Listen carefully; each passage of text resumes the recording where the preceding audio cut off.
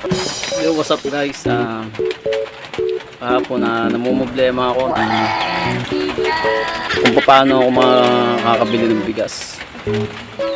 Tapos makakabila ako ng case ng cellphone ko kasi wala kasing case yung cellphone ko. Baka mamaya kasi pag nagpatak masira, mabasag. So ang iniisip kong paraan, total Sabado naman ngayon,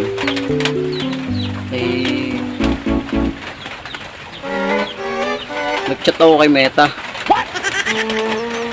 na kung pwedeng pabalihan niyo muna ako kahit 500. So yun, tinabalan naman niya ako. Ang tinabalan niya ako ng 500, yun, nakabili na ako ng aking case. So guys,